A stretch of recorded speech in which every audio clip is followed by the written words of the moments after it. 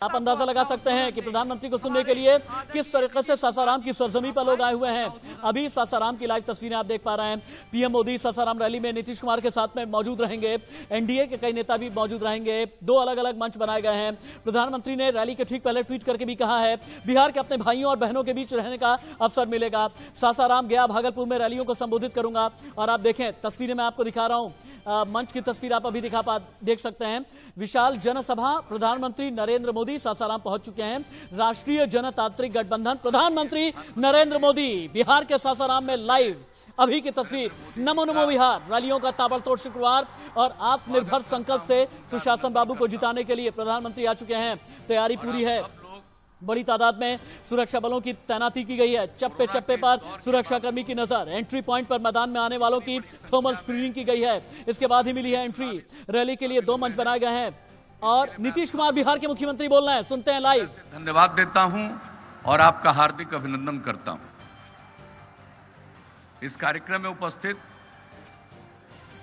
बिहार प्रदेश Bharatiya Janata party के अध्यक्ष श्री संजय जायसवाल जी, माननीय केंद्रीय मंत्री श्री आर.के. सिंह जी, सासाराम के माननीय सांसद छेदी पासवान जी, विकासशील इंसान पार्टी के अध्यक्ष श्री मुकेश सहनी जी, भाजपा की महिला मोर्चा प्रभारी श्रीमती निवेदिता सिंह जी और इस कार्यक्रम से जुड़े विधानसभा क्षेत्रों के सभी एनडीए प्रत्याशीगण, यहां एनडीए के चारों घटक दलों के सभी पदाधिकारीगण एवं कार्यकर्तागण, प्रिंट एवं इलेक्ट्रॉनिक मीडिया के पत्रकार बंधुओं, छायाकार मित्रों और इस चुनावी सभा में उपस्थित बहनों एवं भाइयों,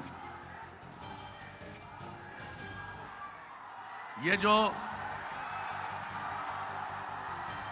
कोरोना वायरस का दौर चला पूरे दुनिया में, लेकिन उसको नियंत्रित करने के लिए श्रद्धेय मोदी जी के नेतृत्व में इस देश में काफी पहल हुई और हम लोगों ने बिहार में इनके द्वारा जारी गाइडलाइन के मुताबिक सब काम करने की कोशिश की है। अब यहां जांच का भी दर बिहार में हम लोगों ने काफी अच्छा करने में सफलता प्राप्त की है और इसके अलावे अब जो रिकवरी रेट है बिहार में वो लगभग 94% है। इलाज की भी सारी व्यवस्था है और जो कोरोना के दौरान केंद्र से सहयोग मिला वो आप सब लोगों को मालूम है। जो हमारे लोग दूसरे राज्यों में फंसे हुए थे उनके लिए विशेष ट्रेनों का परिचालन किया और वो भारी संख्या में यहां पर पधारे। केंद्र सरकार ने राशन कार्ड धारियों को पीडीएस की अतिरिक्त सहायता दी। आप समझ लीजिए कि अप्रैल से शुरू होकर के नवंबर महीने तक के लिए प्रति व्यक्ति 5 किलो गेहूं या चावल और एक परिवार में 1 किलो दाल या चना का वितरण किया जा रहा। प्रधानमंत्री उज्ज्वला योजना के अंतर्गत हर गरीब परिवार को मुफ्त में एलपीजी का कनेक्शन मिला हुआ है और कोरोना के दौरान 85 लाख परिवारों को मुफ्त एलपीजी गैस सिलेंडर उपलब्ध कराया गया। प्रधानमंत्री जनधन योजना के अंतर्गत महिला लाभार्थियों को 500 रुपये प्रति माह की दर से 3 माह की राशि प्रदान की गई। और इसके बाद जो हमारे लोग बाहर से यहां आए उनको मजबूरी में बाहर न जाना पड़े, इसके लिए आदरणीय प्रधानमंत्री जी ने गरीब कल्याण योजना का शुभारंभ बिहार से ही करवा दिया। अब उससे लोगों को काफी सहूलियत होगी और मजबूरी में लोगों को जाना नहीं पड़ेगा। और इसके अलावे कोरोना के जांच और इलाज के लिए भी काफी सहायता आवश्यक सामग्री की दी गई और इसके अलावे 500 बेड के कोरोना अस्पताल का भी निर्माण केंद्र सरकार के द्वारा किया गया है। पटना जिले के बगल में बिहटा में, पटना के बगल में, और मुजफ्फरपुर के पताही में यह सब काम चल रहा है। और इसके बाद राज्य सरकार ने भी अपनी तरफ से लोगों को सहायता दी। जो हमारे लोग बाहर फंसे हुए थे उनको हम लोगों ने 21 लाख लोगों को 1000 रुपये दर से प्रति व्यक्ति विशेष सहायता दी। लॉकडाउन के कारण राशन कार्ड धारियों को यानी 1,64,00,000 राशन कार्ड धारियों को, उन परिवारों को 1000 रुपये के दर से सहायता दी गई। और बिहार सरकार ने लगभग अब तक इस दौर में 10,000 करोड़ रुपए से भी अधिक खर्च किया है। हालांकि कोरोना का मृत्यु दर पूरे देश में जो विश्व का मृत्यु दर है उससे काफी कम है और हम लोगों का राष्ट्रीय औसत से भी कम है। और हर जो इस प्रकार के लोगों की मृत्यु होती है उनके परिवारों को मुख्यमंत्री राहत कोष से 4 लाख रुपए की सहायता देते हैं। और केंद्र सरकार ने अन्य सभी योजनाओं के लिए काफी प्रशंसनीय योजनाओं की शुरुआत कराई। आप सोच लीजिए, किसान सम्मान निधि योजना हर किसान को 1 साल में 6,000 रुपये देने की जो योजना इन्होंने चलाई, चुनाव के पहले ऐलान किया, और अब किस तरह से मिल रहा है। 3 खंड में लोगों को 4-4 महीने में ये सब पैसा मिलता है। बिहार के 75 लाख किसानों को इसका लाभ मिल रहा है। और बिहार की प्रगति के लिए अनेक काम, समय कम है, आदरणीय प्रधानमंत्री जी को हम सब सुनना चाहते हैं। आप सब लोग इसके लिए उपस्थित हुए हैं, लेकिन हम बताना चाहते हैं कि विकास के लिए अनेक योजनाएं चलाई जा रही है केंद्र के द्वारा। और बिहार में सड़कों के और पुलों के निर्माण के लिए भी 50,000 करोड़ रुपए से ज्यादा की योजना की स्वीकृति देकर उस पर काम चल रहा है। तो इस प्रकार से हर तरह से, और आपको मालूम है पहले यहाँ 15 साल लोग राज करते रहे हैं पहले, और क्या था, यहाँ कोई संस्थान की स्थापना होती थी, मेडिकल कॉलेज का क्या बुरा हाल था।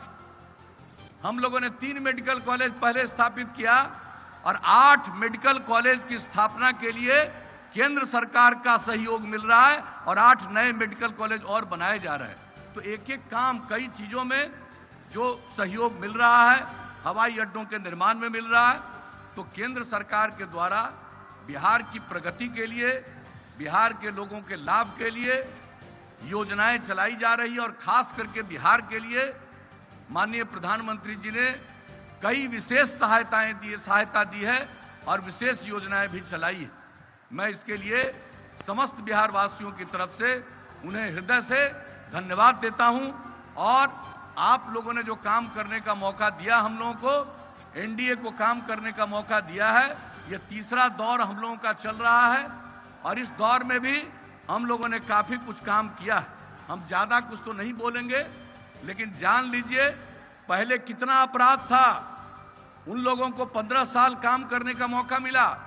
अपराध कितना था, सामूहिक नरसंहार, अपहरण की घटनाएं, कितने डॉक्टर को यहां से भागना पड़ा, कितने व्यापारियों को भागना पड़ा। और हम लोगों ने अपराध पर नियंत्रण किया। और केंद्र सरकार के द्वारा हर वर्ष प्रकाशित होता है अपराध के आंकड़े सभी राज्यों के बारे में। अभी सबसे हाल में जो अपराध का आंकड़ा प्रकाशित हुआ है केंद्र सरकार के द्वारा सभी राज्यों का, उसमें आप जान लीजिए बिहार की इतनी आबादी, और अब बिहार अपराध के मामले में 23वें नंबर पर है। तो हम लोगों ने इतना अपराध के नियंत्रण के लिए भी जो काम किया है, यह आप सबको मालूम है। और विकास का दर आप समझ लीजिए, पहले जो विकास कुल सकल घरेलू उत्पाद उनका था, जब उन लोगों का कार्यकाल समाप्त हुआ उस समय 76,466 करोड़, और अब यानी स्थिर मूल्य पर 4,14,977 करोड़ रुपया हो गया। और विकास दर भी बिहार का 12.8%। प्रति व्यक्ति आय में भी वृद्धि 10.52%। तो ये सब काम बिहार के लिए किया गया। और बजट का क्या आकार है, जब उन लोगों को काम करने का मौका मिला तो उनका बजट जो अंतिम वर्ष का बजट उनका था और वो बजट 24,000 करोड़ रुपए से भी कम। और जब हम लोगों को काम करने का मौका आप लोगों ने दिया है तो अब बजट का आकार बढ़ते बढ़ते 2,11,000 करोड़ रुपए से भी आगे गया। तो हम लोगों ने भी सेवा की है और अब तो हर घर बिजली पहुंचा दिया, हर घर नल का जल पहुंचाने का काम चल रहा है, 83% के करीब पहुंच गया। हर प्रकार से हम लोग पूरे देश में शौचालय का निर्माण, बिहार में भी अब तक वो काम पूरा हो गया। तो ये सब काम किया जा रहा है। और इतना ही हम आपको कहेंगे कि अब पहले क्या हाल था बिजली का, जब उन लोगों को काम करने का मौका मिला तो पूरे बिहार में बिजली की खपत 700 मेगावाट थी और अब 6,000 मेगावाट से भी ज्यादा बिजली की खपत है। तो हर प्रकार से जो विकास का काम है वो सब हम लोग करेंगे। और एक ही बात कहेंगे, अब इसके आगे मौका दीजिएगा तो हर घर में बिजली पहुंचा दिया है, लेकिन इसके बाद हर गांव में हम लोग सोलर स्ट्रीट लाइट लगाएंगे कि रात में अपना बिजली घर का बंद करिए, पूरे गांव में रोशनी रहेगी। अगर आगे मौका दीजिएगा, अनेक काम हम लोग इन सब चीजों के लिए करेंगे। और एक बात आपको आश्वस्त कर देना चाहते हैं कि अगर हम लोगों को आगे काम करने का मौका दिया तो हर खेत तक सिंचाई पहुंचा देंगे हम लोग। एक एक काम हम लोग, ये सब काम आप सब लोगों को करेंगे।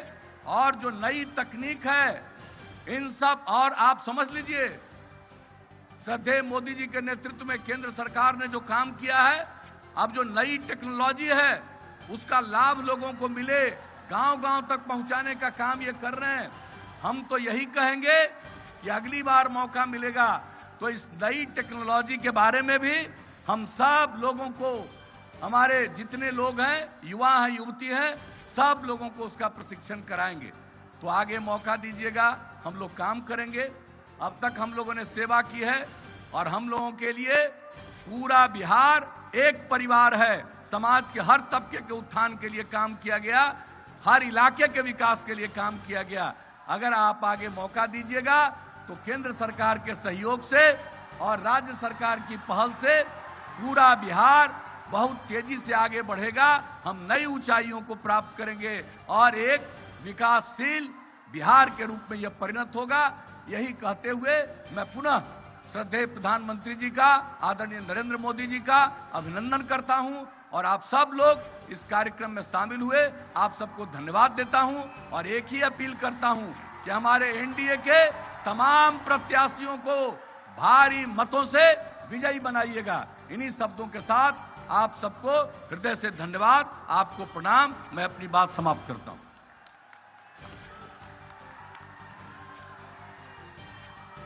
बहुत बहुत धन्यवाद आदरणीय मुख्यमंत्री जी।